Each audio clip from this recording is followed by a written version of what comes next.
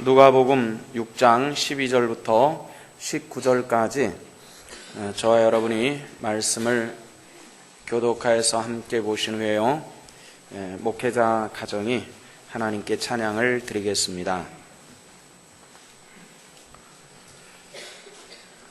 누가복음 6장 12절부터 19절까지 저와 여러분이 말씀을 합독하여서 함께 봅니다. 이때 예수께서 기도하시러 산으로 가사 밤이 새도록 하나님께 기도하시고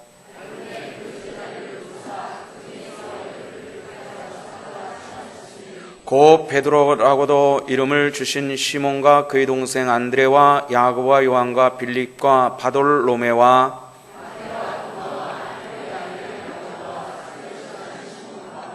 야고보의 아들 유다와 예수를 파는 자들 가론 유다라.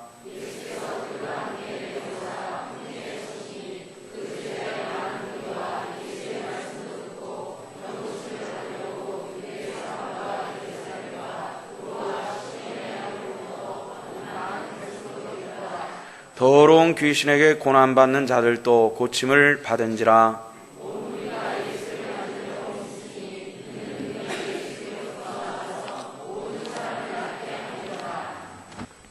사랑의 주님께 감사를 드립니다. 우리를 늘 사랑하셔서 아론의 반차를 쫓는 목회자의 반열에 세우셨음을 진실로 감사함을 드립니다.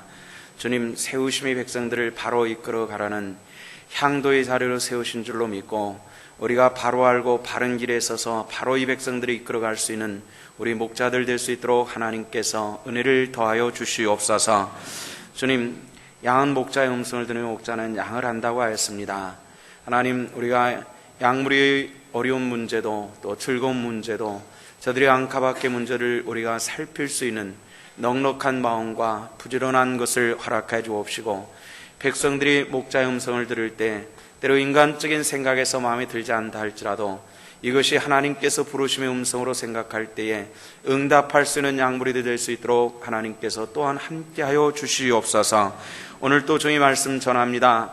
누가복음의 말씀으로 증거할 때 하나님 함께하시고 이 말씀이 우리 심령에 스며들어 양분이 되게 하시고 자라게 하시고 주님 원하시는 열매 맺어 참으로 주님 마지막 때에 무화과나무 열매 들춰보시고 없을 때 저주하신 것 같은 그런 저주받는 자리에 들어가지 않는 하나님의 권속들로 이끌어 주시옵소서. 감사드리며 예수님 이름 받들어 기도했습니다. 아멘. 누가복음 12번째 시간입니다. 6장 12절부터 19절까지 우리가 함께 보셨는데요, 오늘의 본문에서는 예수님의 제자 선택을 볼 수 있는 그런 부분입니다. 예수님이 지상에 오셔서 33년의 생애를 사시는 가운데 끝부분 3년을 우리는 공생애라 이렇게 얘기를 하고요, 30년 동안을 사생애라 이렇게 얘기를 합니다. 그 30년 동안 예수님께서는 나사렛에서 당신의 생업에 열심히 종사를 하셨고 나머지 3년 동안의 사역을 감당을 하셨습니다. 이 3년 공생의 기간 동안에 예수님께서 하신 중요한 일이 두 가지였습니다. 하나는 십자가에 못 박혀 죽으시는 일, 이것은 짧은 시간에 된 일이었습니다마는 예수님께서 이 땅에 오신 가장 중요한 목적은 바로 그것이었습니다. 죽기 위해서 오셨습니다. 이단들은 예수님께서 죽으셨기 때문에 실패했다라고 이단들은 참 많은 말들을 합니다마는 예수님께서 죽으심을 통해서 그를 믿는 믿음이 우리를 구원으로 인도하셨던 겁니다. 이 말씀을 믿지 못하면은 우리는 절대로 기독교는 될 수가 없습니다. 하나님의 자녀가 될 수가 없습니다. 예수님께서 십자가에 못 박혀 죽으심이 내 죄를 대속한 제물임을 믿으시기를 바랍니다. 두 번째는 뭘 하셨느냐 하면은 제자들을 세우는 일을 하셨습니다. 3년 동안 예수님의 가장 많은 일들을 하신 것이 제자들을 세우는 일들이었습니다.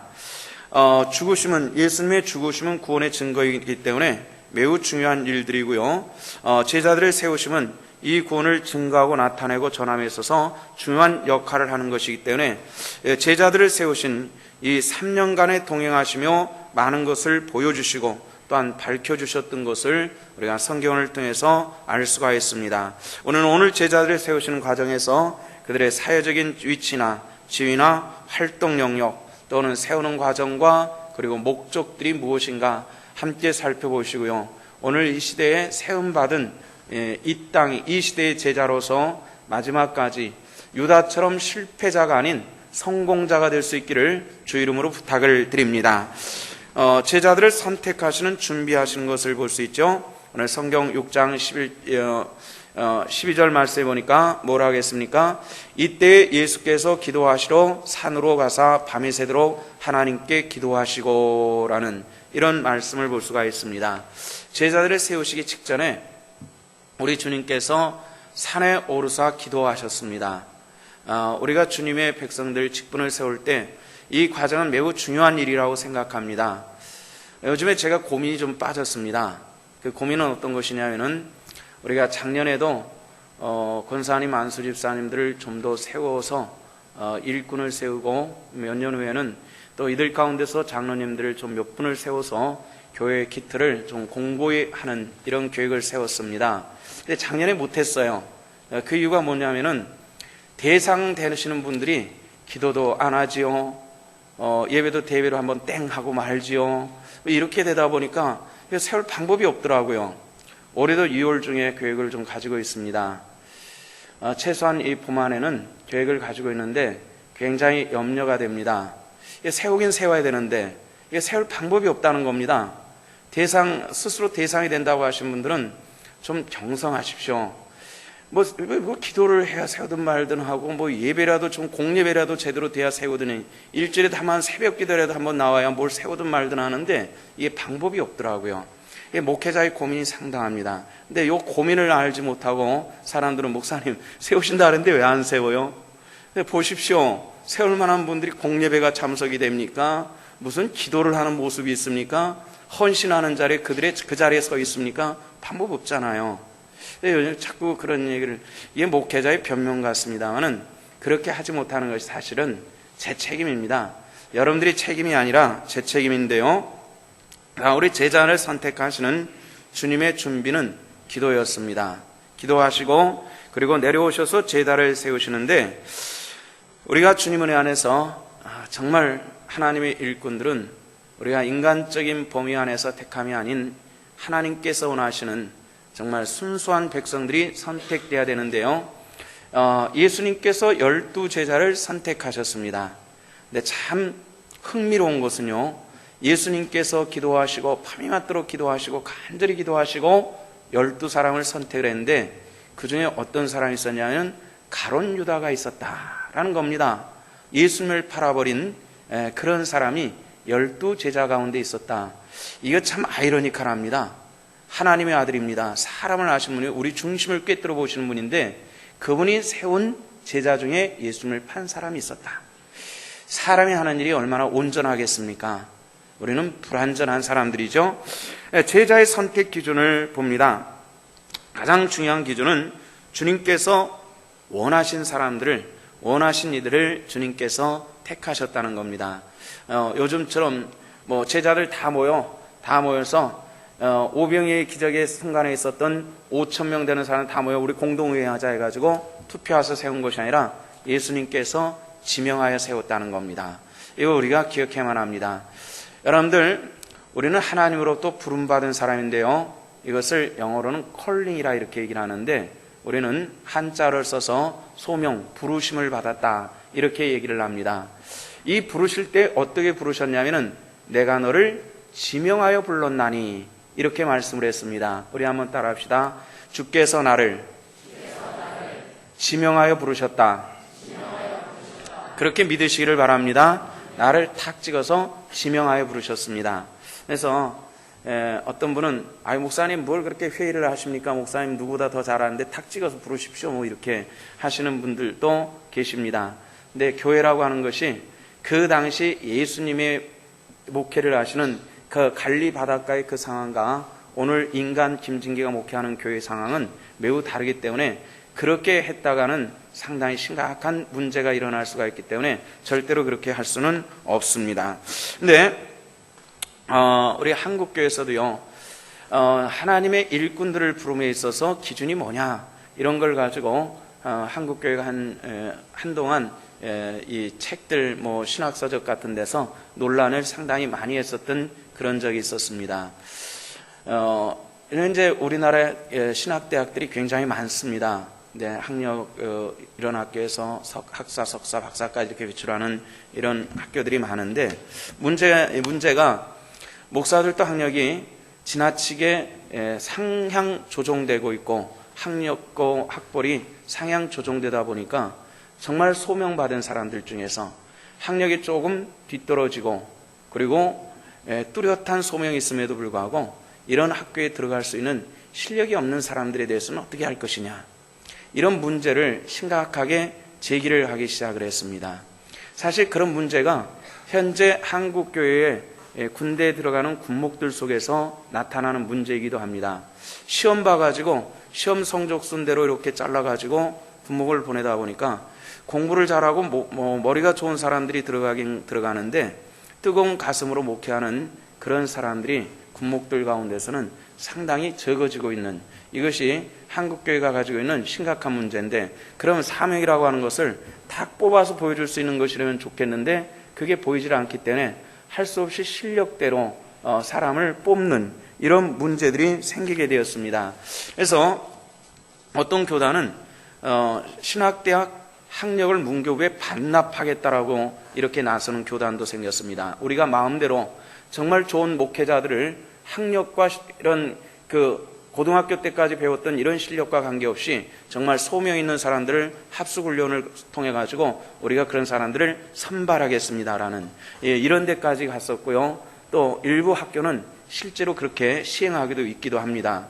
제자들의 변면을 보면은 그들은 그 시대의 엘리트들은 절대로 아니었습니다. 엘리트들이 아니었고요.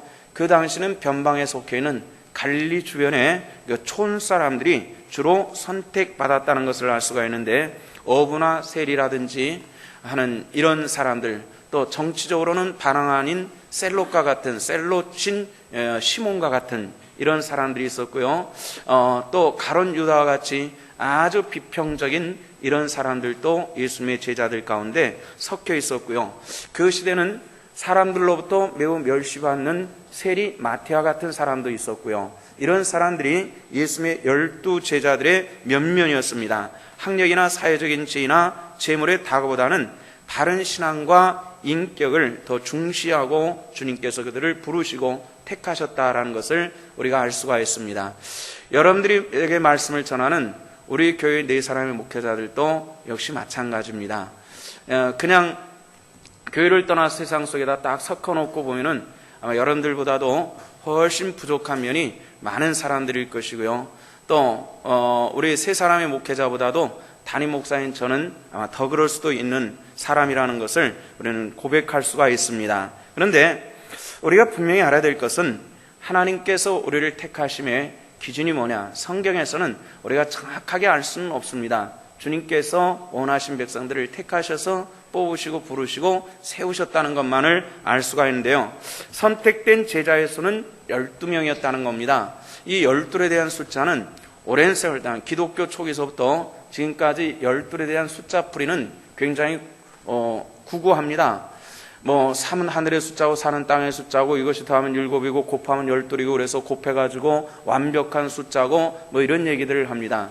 이런 숫자적인 이런 계산이나 노름보다 더 중요한 것은 하나님께서 야곱의 아들들 12아들을 통해서 이스라엘의 12지파의 기초를 세우셨다는 것. 그래서 구약의 기초로 야곱의 아들들을 세우시고 야곱을 이스라엘에 칭하시며 하나님 백성의 언약된 백성의 구조로 만드셨다는 겁니다. 이것이 구약의 모습이고요. 신약으로 넘어와 가지고 12지파를 구약의 족장, 이스라엘 선택받은 하나님의 백성의 기초로 세우신 것처럼 우리 주님께서는 12제자를 세우셔서 온 땅에 보내시고 온 땅의 사람들을 구원받는 사람들의 그 신앙의 기초 초석으로 세우기를 원하셨던 것이 12제자였다는 겁니다. 우리 신성교회 권속들 가운데 우리가 이런 12제자의 모습처럼 부름받고 택함받은 백성이 되었거든 우리가 하나님의 복음의 기초가 되어지는 이런 복된 성도들 될 수 있기를 주 이름으로 부탁을 드립니다. 제자를 선택하신 목적이 있습니다. 오늘 그 목적이 보니까 마가복음 4장 14절에 보면은 이 목적을 분명히 제시를 해놓고 있습니다. 이에 12를 세우셨으니 이는 자기와 함께 있게 하시고, 뭐라 그랬다고요? 주님과, 첫째는 제자를 세우신 첫 번째 목적은 예수님과 함께 있도록 하시기 위해서 제자를 부르셨다는 겁니다. 여러분들 언제든지 주님과 동행하는 하나님의 권속들 되시기를 바랍니다. 이 하나님과 동행하기 위해서는 말씀을 붙들고 기도하며 주께서 우리에게 뭐라 말씀하신 것을, 그것을 마음속에 새기면서 늘 주님께 가까이 따르는 백성이 주님과 동행하는 사람입니다. 그 다음에 두 번째는 뭐라 그랬냐면은 주와 자기와 함께 있게 하시고 또 보내시고 전도도 하게 하셨다. 이렇게 두 가지입니다. 함께 하게 하시고요, 두 번째는 뭐라 그랬어요? 전도하게 하셨다네. 전도라고 하는 것은 뭐냐면 복음을 증거하게 하기 위해서 12제자를 부르셨다는 겁니다. 우리를 부르신 목적도 역시 마찬가지입니다. 우리가 구원받은 것으로 끝나는 것이 아닙니다. 오늘 여러분들 그 주보에 보면은 목자의 편지에 보면은 미량이라고 하는 그런 내용이 나왔을 겁니다. 영화 이야기인데요. 매우 세상적인 영화 같지만은 기독교 복음의 그 진수가 아주 그냥 싹 녹아있는 그런 영화가 미량이라는 영화입니다. 한번 기회 있으면 한번 보세요. 올해 이 시대의 기독교가 얼만큼 허구적이며 그리고 구호만 있고 그리고 내용 없는 알맹이 같은 기독교인지를 아주 그 감독의 시각을 가지고 정확히 집어낸 그런 영화가 미량이라는 그런 영화입니다. 칸 영화제에서 여우조연상을 받아가지고 더 유명한 영화가 됐는데요. 우리가 이런 영화들을 보면서 하나님께서 우리를 부르신 그 부름의 목적들을 이 시대의 교회와 성도들이 합당하게 실천하고 있는가 하는 것을 다시 한번 내 스스로 생각할 수 있게 만드는데요. 오늘 이 시대의 사람들, 여기 우리 전도대원들에게는 조금 미안한 소리 같습니다만은 오늘날 용인도 그렇지 않습니까? 5일 장만 되면은 마이크 들고 다니면서 전도하는 사람들 보면은 나는 구원받는데 너는 구원받지 못했어 하는 이런 뻔뻔함들이 얼마나 이렇게 전도하는 것이 이상하게 목사로서는 자꾸 부끄럽고 숨고 싶고 그런 사람들 만나면 피하고 싶고 이런 것이 왜 그런지 몰랐어요. 그런데 요즘에 그런 미량이라든지 뭐 이런 그 내용, 이 사회적인 구조를 볼 때 스스로 부끄러워밖에 할 수 없는 그런 것들이 우리 기독교 신앙 구조 속에서 보일 수밖에 없다라는 것을 느끼고 있습니다. 성도 여러분들, 우리가 하나님으로부터 구원받은 이 구원의 은혜를 우리가 구호로만 외치는 것이 아닙니다. 우리의 삶 속에서 향기로 나타나 보여줄 수 있는 우리 성도들 되시기를 주 이름으로 부탁을 드립니다. 이것이 기독교입니다. 기독교는 마이크 들고 나가서 막 외치고 너희들은 구원 못 받으니까 지옥 간다라고 외치는 그런 종교는 아니란 말이에요. 우리의 삶을 통해서 저들에게 감동을 주고 그들이 예수 그리스도 안으로 돌아오게 만드는 이런 기독교인들, 우리 최소한 우리 신성교회가 그렇게 될 수 있기를 바라고요. 우리가 전도를 함에 있어서도 우리가 구호가 아닌 그들에게 삶을 통해서 보여줄 수 있는 이런 모습을 통해서 감동되어서 나도 한번 예수 믿고 싶다라는 그런 모습으로 바뀌어가는 이런 교회가 되기를 저는 원합니다. 이것은 제가 원한 것이 아니라 주님께서 원하시는 모습일 것입니다. 자, 우리는 그럼 무엇을 전할 것인가? 복음을 전하는, 전도도 하게 하시며 복음을 전하라는 얘기입니다. 어떻게 복음을 전할 것인가? 복음이 과연 뭔가? 이런 겁니다. 복음이라는 것은 한마디로 말하면은 예수님께서 나를 위해서 십자가에 못 박혀 죽으셨습니다. 나는 그를 믿고 나는 죄상을 받고 하나님의 자녀가 됐습니다. 그러니까 나는 당당합니다가 아니라 그럼에 더 민구함과 죄송스러움 속에서 하나님의 영광을 위해서 내가 그 도구로 쓰임받기를 원하는 것이 우리가 복음을 따라 사는 사람들의 영적인 자세가 되어야 된다는 겁니다. 이것이 없이는 우리는 진정한 기독교인의 삶을 살아나갈 수가 없습니다. 요즘에 한국 기독교 서점들 가운데서 재밌는 책들이 많이 발행이 되고 있어요. 어떤 책이냐면은 이런 책이 나와 있습니다. 윤남옥이라고 하는 미국 캘리포니아에서 목회하는 목사님의 사모가 썼는데 그 제목은 이런 것입니다. 신령한 금가루에 기름 부은 그 비밀을 열다. 이런 책이 기독교 서점가의 전면에 다 이렇게 게시가 되어 있어요. 너무 황당한 내용들이고 그리고 비기독교적이기 때문에 그것을 전부는 읽지 못하고 다이제스트로 된 것만 잠깐 읽어봤는데 그 핵심적인 내용은 이런 것입니다. 어느 날 기도하는 가운데 하나님께서 그 사모님 앞에 금가루를 착 뿌려줬다는 겁니다. 그리고 들려주는 음성은 무엇이었냐면은 주님께서 나는 이제 성경 안에 갇혀 지는 것은 싫다. 나를 성경 밖으로 내보내다오. 이렇게 얘기를 하셨다는 겁니다. 다시 말해서 이 말의 뜻은 뭐냐면은 복음성의 성경을 전면적으로 부인하는 직통 계시를 얘기하는 그런 얘기입니다. 기독교 이단은 항상 어디서부터 나타나냐면은 하나님의 음성을 직접 들은 사람들이 늘 이단을 만들어가는 것이고 하나님 말씀을 부인하는 여기에 심각한 문제가 있다는 겁니다. 그래서 신비한 금가루의 비밀, 금가루의 기름 부음, 그래서 기도하면 금가루가 나온다는 거예요. 이런 얘기를 하는 겁니다. 근데 여러분들은 좀 모르고 지나가실, 아마 이것도 여러분들은 모르고 지나갈 수 있는 내용일 겁니다. 그런데 이 기독교 서적이 어디에서 만들어졌느냐 하면은 굉장히 유명한 기독교 서적에서 책에서 이걸 만들어서 판다는 겁니다. 이단 서적이. 복음성에 있어서는 이단적인 것인데 책만 팔리면 되는 것이고 사람들을 열광만 시키면 이것이 복음인 것처럼 만들어지는 것이 한국교회의 가장 큰 문제입니다. 몇 년 전에는요, 여러분들은 잘 모르고 지나간 일들입니다만은 한국교회 일부에서는 기도를 하면은 사람들 충치를 떼는 아말감이라는 것이 있죠. 아말감. 그것이 금으로 변환되는 거예요. 그래가지고 정상적인 목회자도 미쳐 날뛰던 그런 때가 있었습니다. 근데 그런 얘기를 하는 사람에게 그럼 그 충치 썩은 데 떼오는 아말감이 진짜 금으로 돼 있으면 빼봐라 말이지. 이런 얘기를 해봤는데 보여주지를 못하더라고요. 왜 금이 기독교 복음에 있어서 금가루가 뭐가 중요하고 아말감이 금으로 변하는 것이 뭐가 그렇게 중요해가지고 기독교 복음을 버리고 여기 미쳐 날뛰는 것이 절대로 기독교는 될 수가 없다는 것을 여러분들 기억하시기를 바랍니다. 이것을 우리가 이거는 복음의 진리는 어디 있느냐는 금가루가 뿌려질 수도 있겠죠. 아말감이 변해가지고 금으로 변할 수도 있겠죠. 그러나 이것이 중요한 것이 아니라는 겁니다.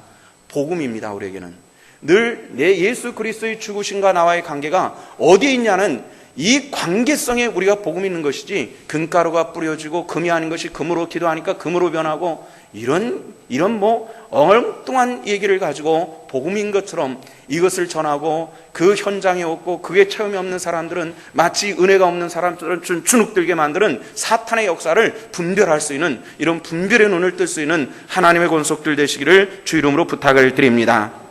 요즘에 안산제일교회는 꽤 복음적인 교회입니다. 그런데 그 제일교회 집사 중에서 조종옥이라고 하는 사람이 있는데 이 사람이 책을 썼습니다. 2권을 썼는데 선불집사 응답받았네, 선불집사 축복받았네, 이런 내용의 책을 2권을 썼습니다. 간증집인데요. 선불집사 뭘 선불했을까요? 뭘 했을까요? 헌금을 선불했어요. 11조를. 한 달에 1,000,000원씩 벌 줄로 믿고 100만 원 11조를 하는 겁니다. 하나님께서 축복 베푸실 줄로 믿고 1,000,000원을 감사헌금을 하는, 이게 선불로 하나님께 감사헌금을 했고 11절에 선불집사라는 명칭을 붙였는데 축복받았다는 것을 엮어가지고 간증죄로 했는데 이것을 한국교회 복음주의 교회 목사님들이 거기에 추천에 사인을 해서 내보냈다는 겁니다. 굉장히 위험한 신앙관입니다. 이 책의 내용을 반박하려면 한 스님 얘기를 가지고 반박할 수가 있습니다. 여러분들 들어보셨는지 모르겠습니다만은 법정 스님이라고 하는 분은 아마 불가에서는 다 알려진 그런 분입니다. 스님을 스님이라고 그런다고 어떤 분은 목사님 강단에서 어떻게 중을 스님이라고 그러냐, 중놈이라고 그래야지 이런 사람들인데요. 이건 말이 안 되는 거예요. 우리가 종교를 떠나서 인격은 인격이기 때문에 당연히 스님이라 해주고 또 불교인들은 목사를 당연히 목사님이라 해주는 것이 옳고 신부님이라고 하는 것이 옳은 겁니다. 근데 이 법정 스님이 참 그 지성인입니다. 샘테이크를 많이 실는 분인데요. 이분이 한 번은 비싼 난을 선물을 받았다 합니다. 난이 굉장히 비싼 건요, 이번에 난 동호회원들이 이 희귀한 난을 경매를 붙이는데 며칠 전에 1,010만 원에 한 촉이 팔리는 것이 이 TV에 뉴스에 잠깐 비춰진 적이 있어요. 난 딱 하나가 1,010만 원에 팔려나가더라고요.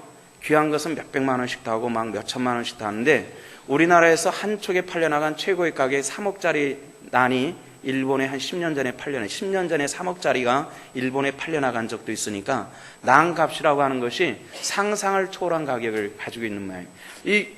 이 스님이 자기가 받은 난의 가격은 말하지 않았지만은 그 가격이 굉장히 비싼 그런 난이었다고 합니다. 그런데 이 난 때문에 문제가 생기는 거예요. 스님이 산사에서 조용히 목탁도 드리고 묵상하고 마음이 편해야 될 사람이 이 난 때문에 편하지 않은 거예요. 자기 방에 놔둔 거 누가 훔쳐갈까? 우선 어디 좀 출탈하면 물 안 줘서 죽을까? 이 귀한 것이 하나 생기면 좀 편해져야 될 텐데 수도를 하는 이 스님에게서 완전히 번뇌만을 갖다 주더라는 거예요. 그래서 한 번은 이거 안 되겠다 싶어가지고 그걸 덜렁 집어가지고 아는 사람에게 선물을 주고 말았답니다. 당신 가져. 그러고 나니까 그 스님 안에는 뭐가 생기냐면 평안함이 생겼다. 이렇게 고백하는 겁니다. 하느님의 이방 종교를 우리가 우상을 섬긴다라고 하는 이 스님조차도 귀한 것 하나 생기니까 그것 때문에 번뇌가 더 생겨서 버리고 나니까 편안하더라는 이 이야기가 뭘 의미하는 것이겠습니까? 우리 기독교인들은 끊임없이 더 많이 받는 것이 축복이라고 말하는 이것은 종교, 기독교도 아니고 종교도 아니고 이건 아무것도 아니라는 것입니다. 우리가 소유하지 않음에도 불구하고 하나님의 은혜를 더 깊이 체험할 수 있는 이런 하나님의 권속들, 그래서 예수 그리스도를 믿음이 더 많은 것을 소유할 수 있다고 가르치는 것은 복음이 아니라 내가 예수 그리스도를 믿음을 통해서 더 많은 것을 포기할 수 있는, 이것도 하나님 안에서 기쁨으로 누릴 수 있고 평안을 마음속에 가질 수 있다고 말할 수 있는 이런 하나님의 권속들 될 수 있기를 주 이름으로 부탁을 드립니다. 우리는 이 시대에 복음을 말할 수 있어야만 합니다. 이 시대에 우리가 교회 숫자를 말하지 말고, 교인의 숫자를 말하지 말고, 교회 재정 규모를 말하지 말고, 목사의 학위를 말하는 것이 아니라 교회 건물 규모를 말하는, 교회 평수와 교회 주차장의 규모를 말하는 것이 아닌, 오늘 이 교회는 하나님의 복음이 강단에서 증거되고 있느냐를 말할 수 있는 이런 하나님의 권속들 될 수 있기를 주 이름으로 부탁을 드립니다. 이것이 우리가 살아가야 될 하나님 백성으로서 영적인 모습이지, 만약에 우리가 신앙생활하면서 더 많은 것을 누리기 위해서 교회에 왔는데 누리지 못했다면 과감히 떠나십시오. 예수 그리스도는 거기 있는 것이 아니라 정말 우리가 주님을 섬기고 영원한 생명 주신 예수 그리스도의 죽음과 내 죄와의 그 영광 속에서 내가 믿음으로 구원받았다는 이 감격스러운 이 벅찬 가슴을 가지고 하나님의 권속으로 살아갈 수 있는 하나님의 제자들, 우리 구주 예수 그리스도의 제자가 될 수 있기를 주 이름으로 부탁을 드립니다. 제자들은 참 다양했습니다. 다양한 만큼 이해관계도 참 많았을 겁니다. 두 쌍의 형제가 있었습니다. 베드로 안드레가 형제였고요, 야고보와 요한이 형제였습니다. 그 야고보와 요한은 또 예수님과는 이종 사촌 동생들에 해당이 되기도 했었습니다. 제자들 중에서 다수가 어부 출신이었고 마태와 같은 멸시받는 세리도 있었고요, 열심당, 성경에서는 세롯당이라고 말하는 이 시몬이 있었고요, 유다 남방에 이 가롯이라고 하는 곳의 출신인 유다가 있었습니다. 아주 성미 급한 야고보와 요한이 있었고, 계산이 빠른 빌립이 있었고, 의심 많은 도마가 있었고, 12사람밖에 되지 않는 이 사람들의 면면이 아주 정말 각양각색 빨주노초 파남보로 아주 제대로 엉켜 있었던 이런 사람들이었습니다. 이런 다양한 출신과 성분 속에서 이런저런 갈등들도 우리가 성경을 통해서 보면은 많이 나타나고 있다는 겁니다. 신앙생활 할 때 갈등이 있을 수 있습니다. 왜냐하면 우리는 다양한 성격과 배경을 가지고 있는 사람들이 모였기 때문에 다양한 우리 인간적인 부딪힘 속에서 갈등이 나타날 수 있습니다.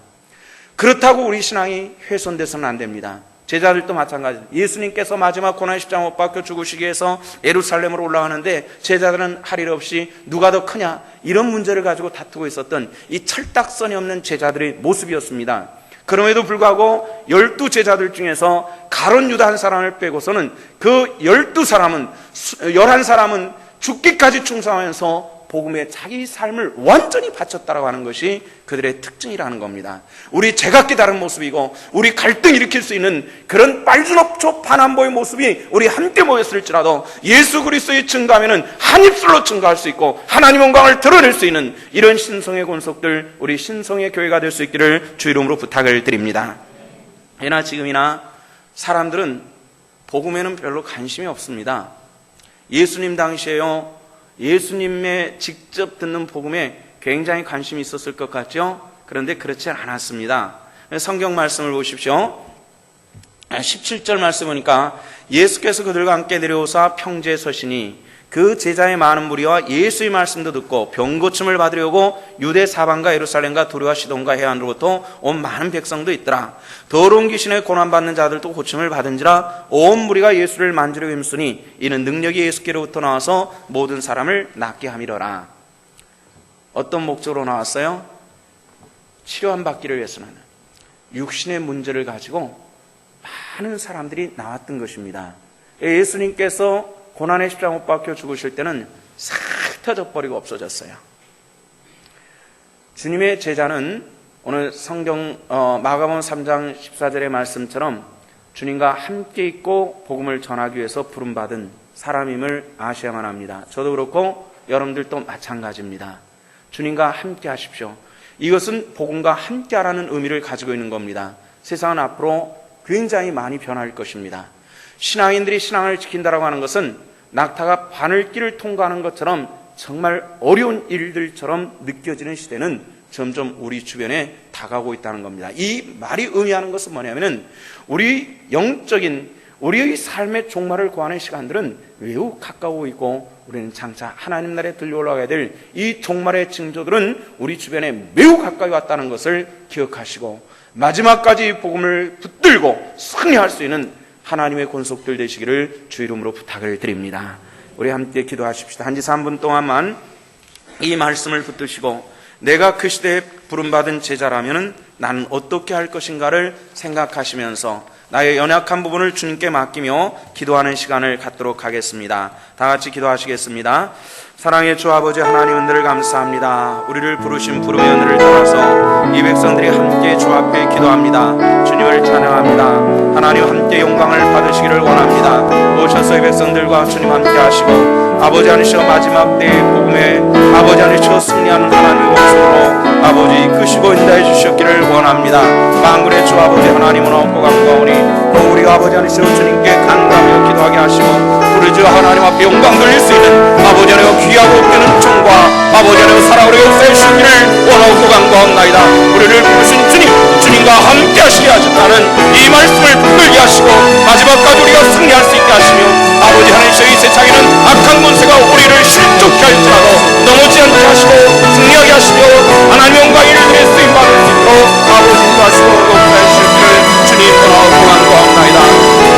만군의 주 아버지 하나님 원하고 간구하는 이 백성들을 기억하사 은혜를 더하시고 복주시고 주의 권능과 아버지 하나님의 구심의 축복으로 이끄시고 함께해 주옵소서. 하나님 오직 주의 영광을 받으시고 다른 신앙에 이르게 하시고 다른 복음의 증거가 있게 하시고 주의 영광을 드러낼 수 있도록 하나님 은혜를 더하여 주옵소서. 아버지 하나님 감사 찬양과 영광 돌기를 원합니다. 오 주님 여호와여 함께해 주옵소서. 복음적으로는 매우 어려운 시대, 어두운 시대를 우리가 걸어가고 있습니다. 좌우로 돌려봐도 밝은 것은 없고 어두운 것뿐입니다. 그러나 사람들은 그럼에도 불구하고 진리가 무엇인지 알지 못하고 앞으로 걸어가고 있습니다.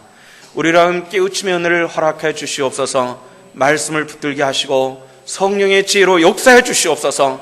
이 시대를 바로 살게 하시고 기독교인으로서 양심을 가지고 살게 하시고 증가하게 하여 주시옵소서. 감사드리며 예수님 이름 받들어 기도하옵나이다. 아멘.